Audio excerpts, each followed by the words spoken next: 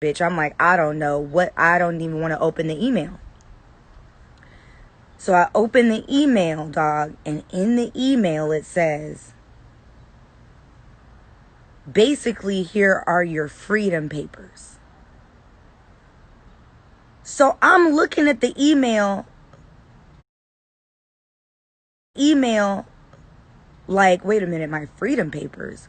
Because from what I understood, when I shot season 6, I was free. Free and clear.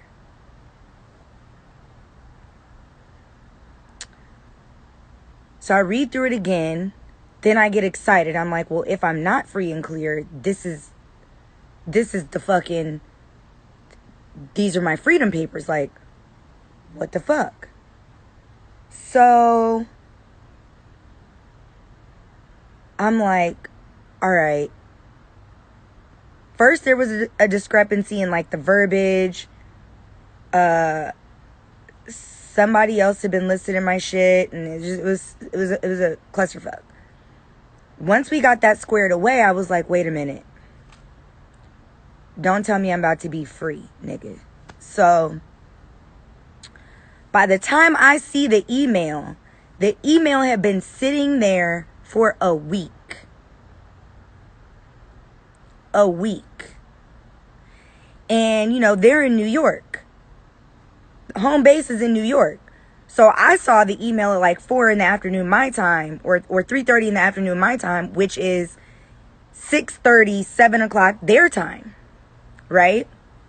So I'm looking and I'm like, because I respond, immediately I respond, and I'm like, oh my God, like, this has been there for a week. They probably are going to ignore me now, whatever. And JR Flocka, you're blocked. So I'm like, fuck, like, then I get sad. Long story long, I go through like a range of emotions. Like, is this a trick? Like, I already thought I was free. Let me not respond in a way that's gonna piss anybody off. So I look at the bottom of the email and I see the girl's number, her cell phone number. So I text her. She texts me back later that night. She said, no, it is what you think it is. Those are your release papers, your official release papers.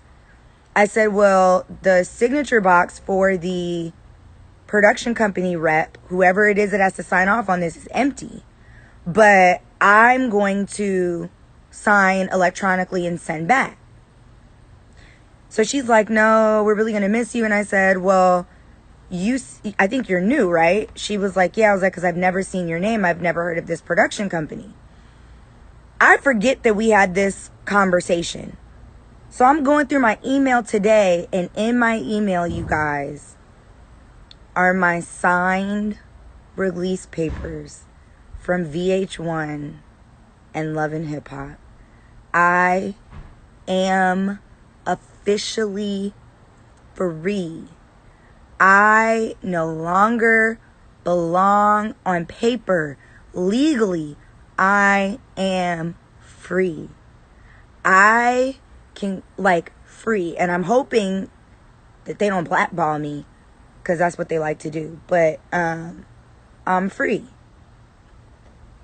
Now, the other side of me, my, yeah, look, y'all. Hold on. Damn. I would put the picture up there, but it has the lady's information in it, like her cell phone number and shit. Thank you guys.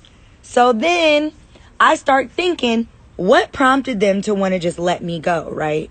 Because if they were still holding on to me, I didn't know that. So, you know, I'm smart.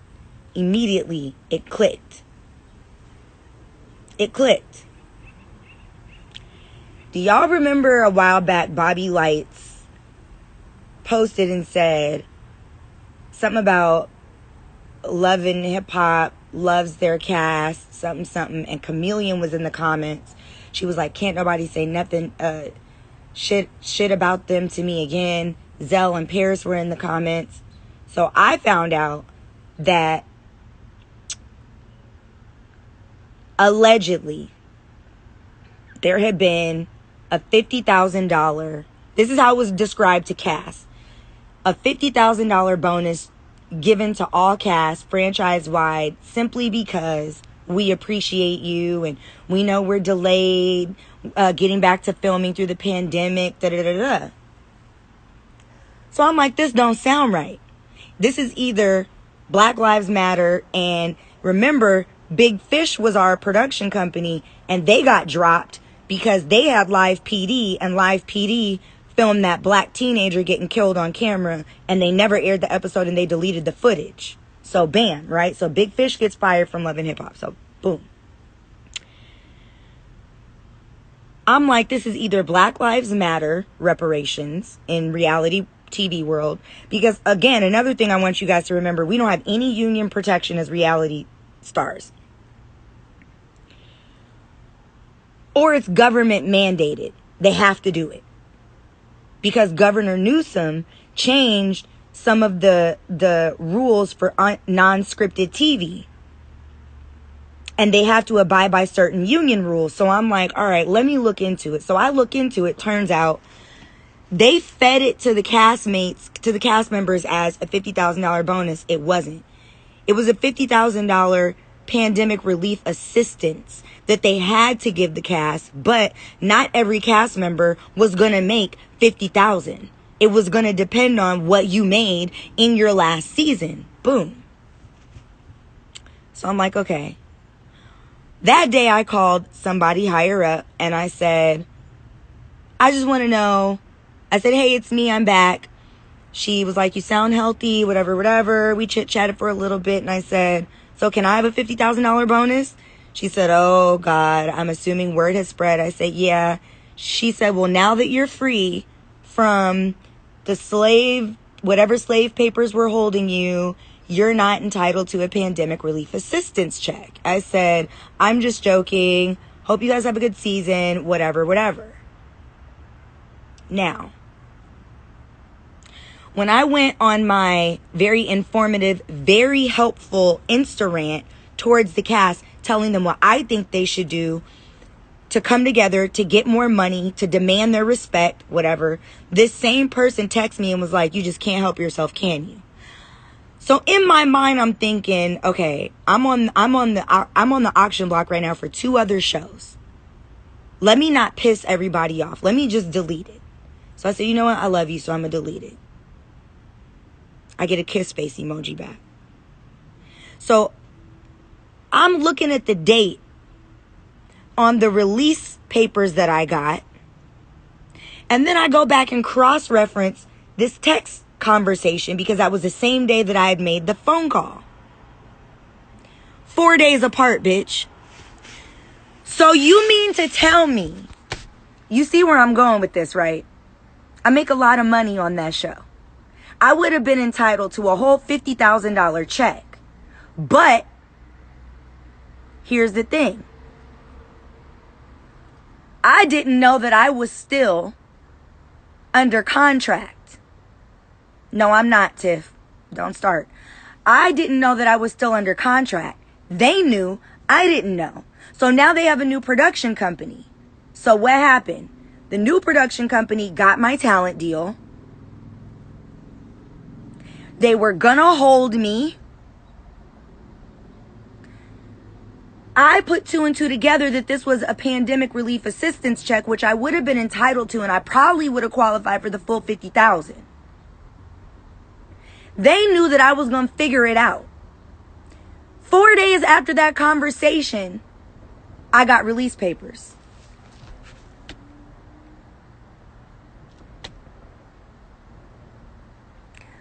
Okay, so y'all figured out that I found out that there was a $50,000 bonus that was actually not a $50,000 bonus. It was a government mandated pandemic relief assistance check for your cast. Because now you have to abide by union rules that you didn't have to abide by before.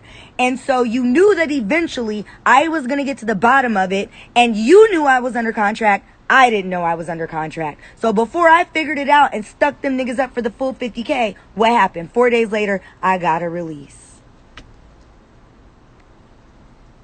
Ha! So I didn't say anything. I didn't tell anybody that I knew. I'm still entitled because I was still under contract when they had to cut that check. So I didn't say anything. Because if I say, because I didn't have the sign release, right? I didn't have the sign release. All I had was, hey, we're going to release you. I thought I was already free, but all right, I'll take it on paper. Amen. That same night, my nigga, I'm in the car, my light bulb just went off. It was like, bing, bitch, they're blocking you from the 50K. Got it. I'm not going to say shit. I'm going to let them just send me the release first because I can get it backdated. I can get it backdated. So, but I want to be free when I go for the financial jugular. I didn't want to blow the whistle first and then say, okay, yeah, we'll cut you a check and hold your black ass for 2 more years. No. So now I'm free and now you still have to run me my money because you had to cut that check while I was still belonging to you. And not only that, I think they thought they were going to be able to continue to hold me because initially there was a deadline. That deadline has been extended. There was a deadline for the PUA, PAU, pandemic assistance. What was it? PUA, pandemic something assistance. There's all kind of grants and loans and assistance checks, all kind of stuff. I didn't get a stimulus check the first time. So I wasn't tripping. So I'm just like, but then the deadline has been extended. So I didn't want to bang, run me my money without having my walking papers first. Pandemic unemployment assistance. Yes. So there's a PUA. There's all kind of stuff that my financial team was telling me about. But I'm just like, I don't want a loan. Like, I don't want a loan. Like, I don't want to have to pay the government back. Like, this is crazy. Like, I'm all right. You know what I mean? So, I mean, extra money don't help, but why go into debt for the extra money if you don't have to? So, my employer was supposed to cut me a check. Once the deadline got extended, they knew I was going to figure it out, so they handed me my walking papers. Well, as of today, my walking papers have been signed by both parties, myself and the network. I am free and fucking clear, and I still want my money.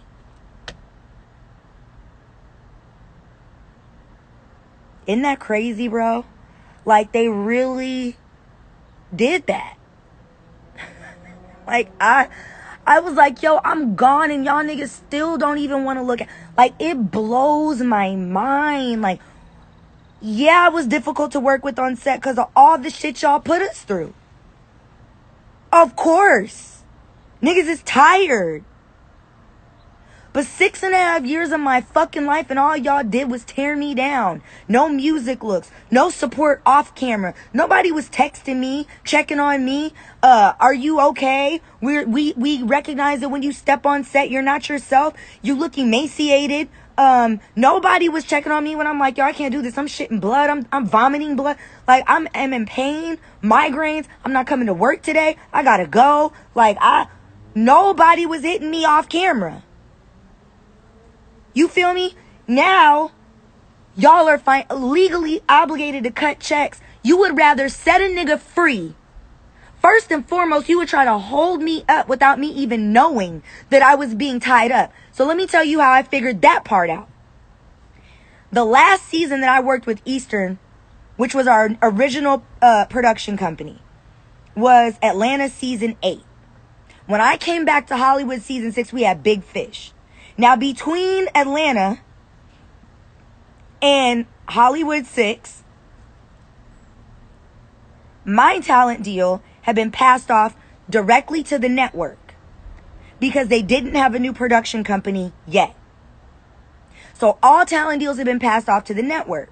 So now it gets time down to we're trying to negotiate. Well, all the shit that was in my contract was no longer there.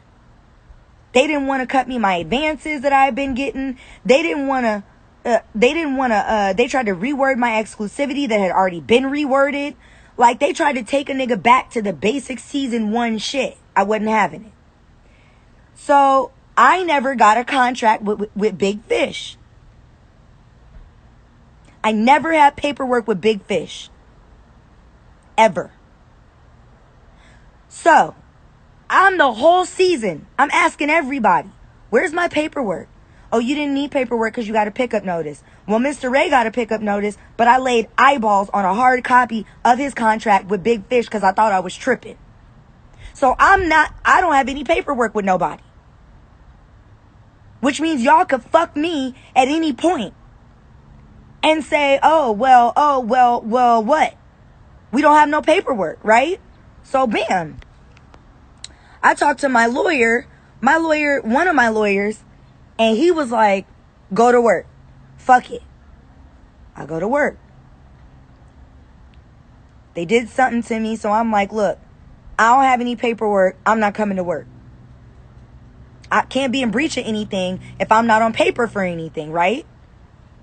So bam. So now all of a sudden all the lawyers, everybody's scrambling around because Monique says she's not coming. Monique says she's not showing up. Monique says she's not cooperating. Oh my God. Let's get it together. Let's fix it. Let's figure it out. So bam. Finally they figured out I go back to work. So what this tells me is VH1 still had me. Big Fish got fired for being racist fucks. They got this new production company. The new production company had the option to hold me or not hold me. They held me. I didn't even know I was being held. I find out about this $50,000 bonus that was never a bonus. It was a pandemic relief assistance check that the network now has to cut their non-scripted cast members because before they didn't have to abide by union rules. Right? So, Governor Newsom has changed the rules for non-scripted reality series. Right? So now they gotta financially abide by certain union rules. One of the union rules was this. Now they know I know.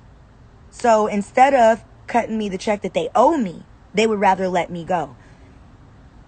Y'all niggas just what? And so for me, in my mind, I'm blown away. Because at this point, I'm like, yo, my nigga, like, what is the deal? What is the deal? Like, I'm gone. Y'all niggas still don't want to look out. I was there for 6.5 years. All y'all niggas did was drag me. All y'all niggas did was literally just destroy me. Like, for strangers, for all intents, I blocked them. Makeup trends. For all intents and purposes, y'all are strangers. I'm a stranger to you, right?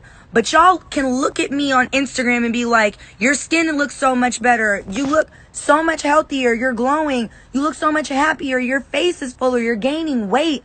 Oh my God, Cameron, and you just are so, you seem so happy. Like, for a stranger to be able to see that I was being broken down, bro, like, and I always get emotional because I feel stuck, like, between a rock and a hard place. I feel like I'm grateful for the platform because I was broke.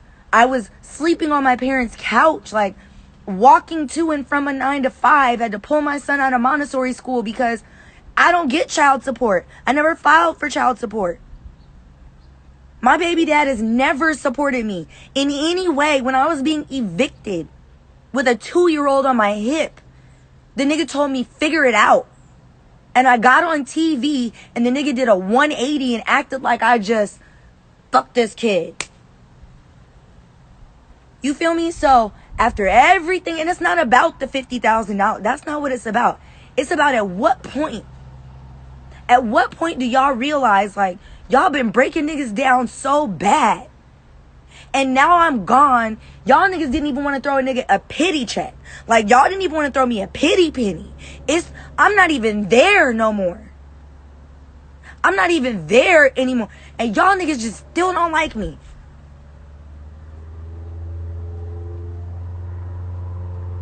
Y'all niggas still don't like me.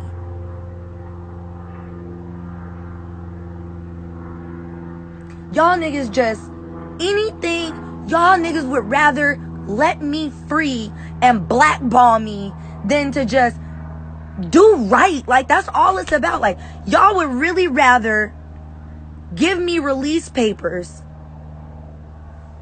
and attempt to blackball me than to just do right. You know what I'm saying? And everybody, like, that's why I feel bad, you know what I'm saying, for Tamar.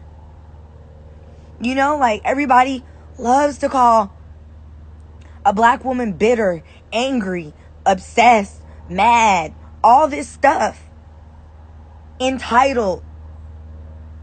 When at the end of the day, y'all sit there and watch TV, not understanding, and it's so easy for y'all to be like, just get out. Just stop doing it. Just don't. You have to understand, a lot of people that ended up on reality TV have a passion for the art, and the game has changed. So this shit is presented to us like, oh, the game is shifted. You know what I'm saying? Like, everything is digital. Everything, like, this is another platform and this is where it's at. This is how your music is heard. All niggas want to do is create and provide. I know that's all I wanted to do. You feel me? So, for that to be the dream that's sold, and then for it to turn out to be a long-standing nightmare. For that woman to feel like there was no other way out. You know what I'm saying? Like, for Tamar to look at life and just feel like, I can't even get through another day. You know what I'm saying? Like, for her to have a son and feel like it's just that wasn't even worth it in that moment. Now, I'm not saying her son is not worth it to her, so don't y'all go spinning my words. What I'm saying is, in that moment, nothing was worth the agony anymore. Like, so when you think of it that way, that's sad, man. That's sad. And the Kardashians are on TV making millions and millions and millions. You got black shows out here doing probably not the same numbers, but not shitty numbers. Numbers that are worth the bag.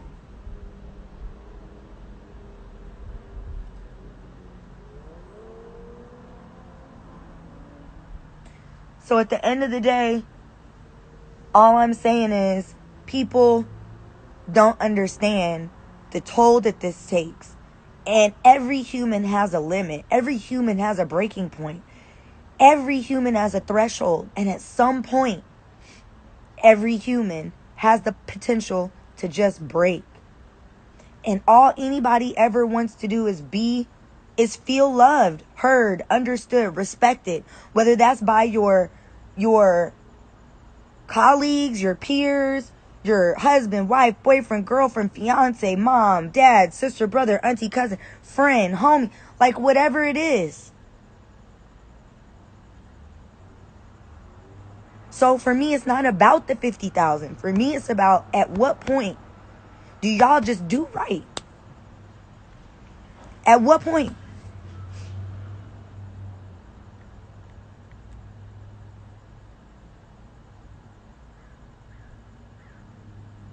It's wild. And that's why I said, I don't mind doing reality TV. It just has to be a one-off. I can't be a slave to that no more. It has to be a get in, get the bag, get out. It can't be, I can't do I can't do that ever again. I can do, like, I don't have a problem going in, getting the bag, a marriage boot camp, whatever, MTV challenge, Zeus conversation, whatever. I don't have a problem doing shit like that. But I cannot be a slave to the machine. If I can't get in, get a quick bag here, get a quick bag there, dump it back into this, stock, or dump it into this investment property. I don't want it.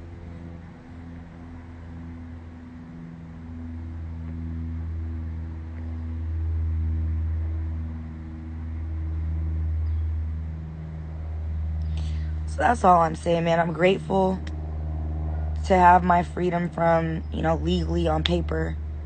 I'm grateful for what the platform has afforded me monetarily. I'm blessed. But I just don't, nobody likes to feel used. Nobody likes to feel beat down, broken. Nobody likes to have their intelligence insulted time after time after time. Then that's when niggas go ape shit. Like, you think you could stop playing with me? You think I'm stupid? I'm not stupid. Then I gotta show you I'm not stupid. But the lengths that I'm gonna have to go to show you that I'm not a dummy only make me look crazy. It only makes me look crazy. Constantly, no, I'm not broke. That's not the point. Constantly trying to defend my morality, my character, my integrity, like my talent, my motherhood. Like, it only in the end makes me look crazy. And it's whack to even put a nigga in a position to where they feel like, okay, if I speak up, I lose my job. If I speak up, I look nuts. If I speak up and I look nuts, nobody over here, over there, behind me, up here is going to take me seriously. So I got to just suffer in silence and take the beat down behind closed doors so that I don't fuck this up. It's like, it's a whole slave mentality that I just don't want to be subjected to anymore. Period. I don't want that.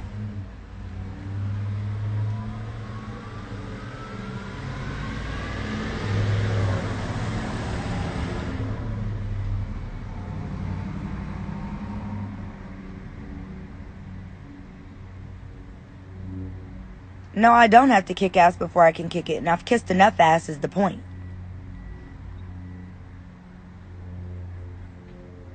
Anyway, child, this started off about the goddamn census and the fucking citizenship question. I'm going back to cooking. 6:23, I would like to be in the bed by 9:30. So, yeah, there are a lot of trolls. It's alright. Hey, Dom. Anyway, guys, so to those of you that have supported me for all these years, I appreciate you, because, baby, shit, man, it's emotional every time. Like, all the shit I went through, like, in that last season of the show, man, I just think back to it, and there was a time I didn't shower for 2 weeks. I didn't eat.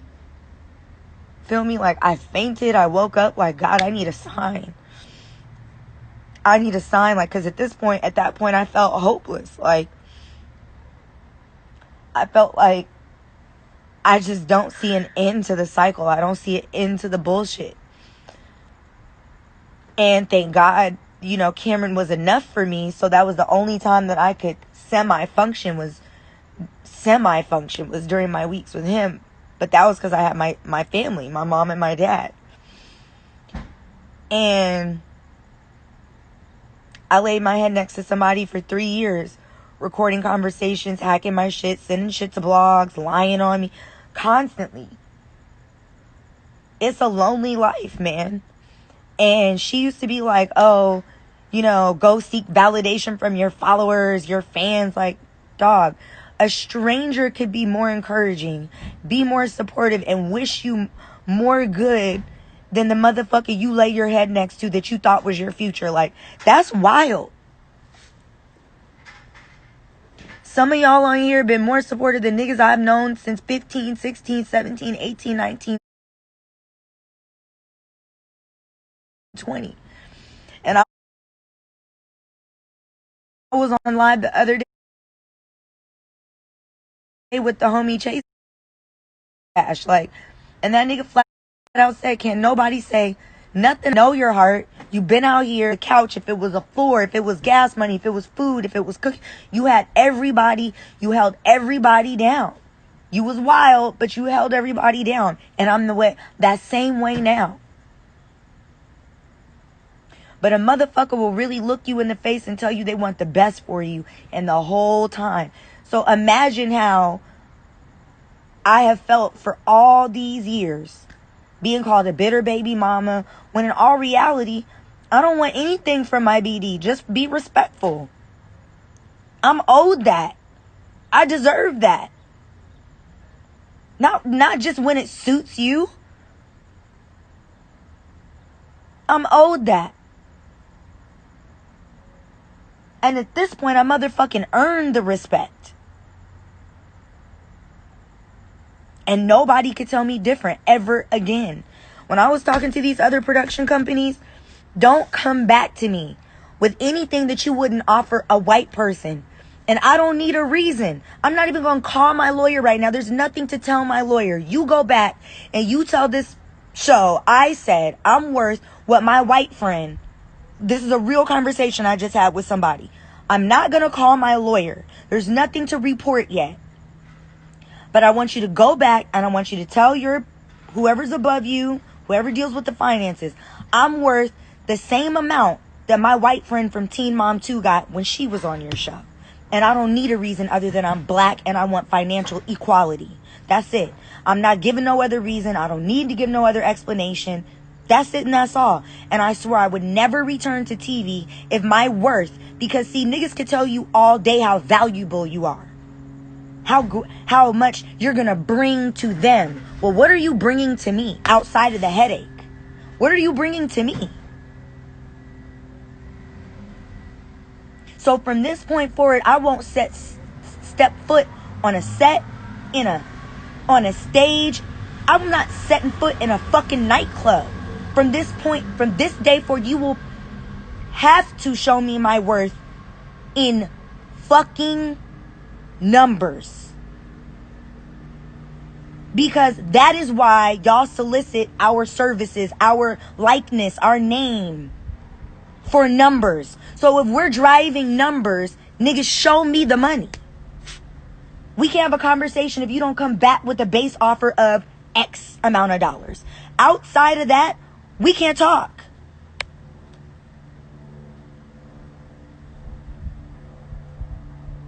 That's it. So if you can't show me the same base offer that you showed my white friend, who's a woman, we can't have a discussion. That's it.